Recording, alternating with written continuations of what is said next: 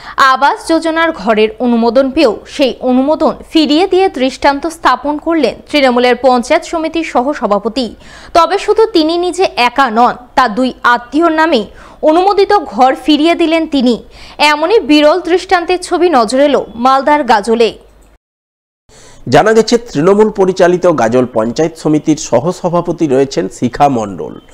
গাজল ব্লকের কর্কজ গ্রাম পঞ্চায়েতের গোবিন্দপুর আমাইটোপ এলাকার বাসিন্দা শিখা দেবীর পরিবারের আর্থিক অবস্থা বেশ শোচনীয়। তাই তিনি 2017 সালে আবাস যোজনার ঘরের জন্য আবেদন করেছিলেন। এছাড়াও তার দুই আত্মীয়ও একইভাবে আবাস যোজনার ঘর পাওয়ার জন্য আবেদন করেন। সম্প্রতি যে সার্ভে হয় তাতে তাদের নাম যোগ্য হিসাবে উঠে আসে এবং আবাস যোজনার ঘরের অনুমোদন মেলে।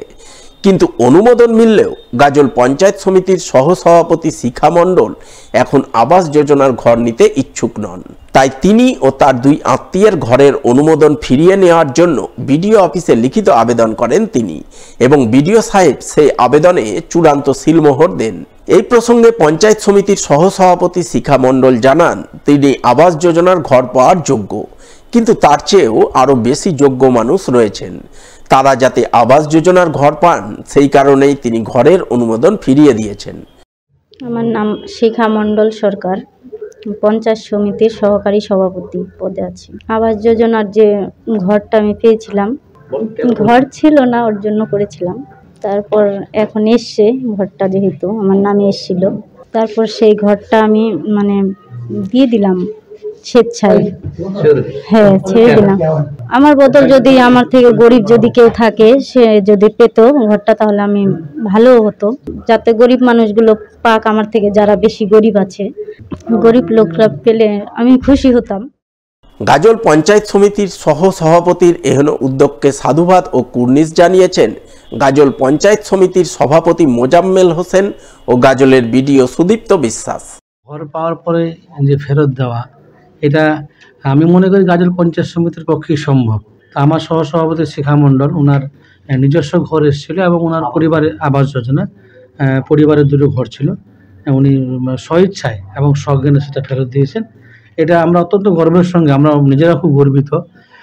ওনার যে আর্থিক অবস্থা, তাতে আমরা লক্ষ্য করছি উনি সত্যি ঘর পাওয়ার যোগ্য এবং বাড়ির অবস্থা খুব ভালো না, এবং ফিনান্সিয়াল ম্যাটার যেটা সত্যি খুব ভালো না। তা সত্ত্বেও বর্তমান যুগে আবাস যোজনা পাওয়ার পরেই যে ফেরত দেওয়া, সেটা আমাদের কাছে সত্যি অত্যন্ত, আমি সভাপতি হিসাবে বলবো, এটা গর্বের বিষয়। আমাকে নিজেকে এইটুকু ভালো লাগছে যে গাজল পঞ্চায়েত সমিতি সত্যি একটা বিরল ঘটনা। এটা সচরাচর খুব কম দেখা যায়। হ্যাঁ, অবশ্যই এটা একটা শিক্ষামূলক বিষয়, যেখানে আমরা লক্ষ্য করেছি সারা পশ্চিমবাংলায় ঘর নিয়ে, আমার পাশের ব্লক উত্তরবঙ্গ বলুন, দক্ষিণবঙ্গ বলুন, ঘর নিয়ে মারপিট হয়ে যাচ্ছে, মানুষ খুনোখুনি হয়ে যাচ্ছে।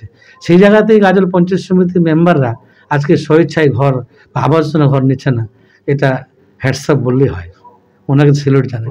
আমিও দেখলাম যে উনি একটা লিখিত আবেদন করেছেন বিডিওর কাছে যে ওনার পরিবারে তিনজন, ওনাদের টোটাল পরিবারে তিনজন পেয়েছিলেন আবাস যোজনার 3খানা ঘর, যেটা সাম্প্রতিককালে যেটা নিয়ে সার্ভে হয়েছিল। কিন্তু উনি স্বেচ্ছায় 3টে ঘর উনি বললেন নেবেন না, এবং যাতে গরিব আছে, প্রকৃত প্রাপ্য আছে, ওনারও হয়তো পেতেন এই সার্ভে করলে, কিন্তু উনি বললেন আমি নেব না। এবং গোটা পঞ্চায়েত সমিতির পক্ষ থেকে এই বিষয়টাকে আমরাও খুব গর্বিত বিষয়টাতে। পঞ্চায়েত সমিতি এছাড়াও সার্ভেতে খুব হেল্প করেছেন আমাদেরকে।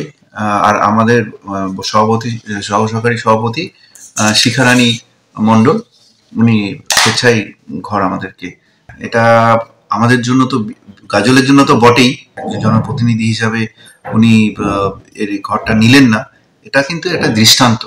আমাদের সকলের এই নিয়ে শিক্ষা নেওয়া উচিত এই বিষয়টা। মালদা জেলা পরিষদের উদ্যোগে এক নবনির্মিত কংক্রিট ঢালাই রাস্তার উদ্বোধন হয়ে গেল ইংরেজবাজার ব্লকের কাজীগ্রাম অঞ্চলের বাগবাড়ি 52 বিঘা এলাকায়। শুক্রবার নারকেল ফাটিয়ে রাস্তার আনুষ্ঠানিক উদ্বোধন করলেন জেলা পরিষদের সভাধিপতি লিপিকা বর্মন ঘোষ। এছাড়াও উপস্থিত ছিলেন কাজীগ্রাম অঞ্চলের প্রধান সত্যজিৎ চৌধুরী, স্থানীয় পঞ্চায়েত সমিতির সদস্য শম্পা সেন, গ্রাম পঞ্চায়েত সদস্য মন্টু ইসলাম, মাইনুল ইসলাম সহ অন্যান্যরা।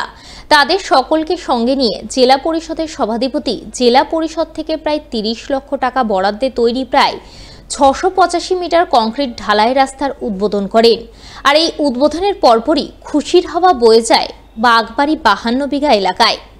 আজকে কাজীগ্রাম অঞ্চলে 52 বিঘায় 5th SFC থেকে প্রায় 30 লক্ষ টাকা ব্যয়ে 685 মিটার পর্যন্ত একটি রাস্তার শুভ উদ্বোধন হলো। এখানে এলাকাবাসীর দীর্ঘদিনের দাবি ছিল, যখন গত পঞ্চায়েত ভোটে যখন আমি এখানকার এলাকার কাছে ভোটের দাবি নিয়ে আসি, তাদের কাছে একটাই দাবি ছিল যে তাদের এই রাস্তা যেন ঠিক করে দেওয়া হয়, এবং প্রায় 1 বছর হতে চললো আমার জেলা পরিষদের সদস্য হিসাবে আমি সভাধিপতি হয়েছি। তা আমি আজকে এই রাস্তার শুভ উদ্বোধন করলাম। এখানকার এলাকাবাসী খুব নিত্য প্রয়োজন যে যাতায়াত করতেন, তাদের গর্ভবতী মহিলা থেকে শুরু করে বয়োজ্যেষ্ঠ যারা রয়েছে তাদের শীতে বর্ষায় খুব যাতায়াতের খুব অসুবিধা হতো। তা আমি আশা করি তাদের খুব অনেকটা সুবিধা হয়েছে।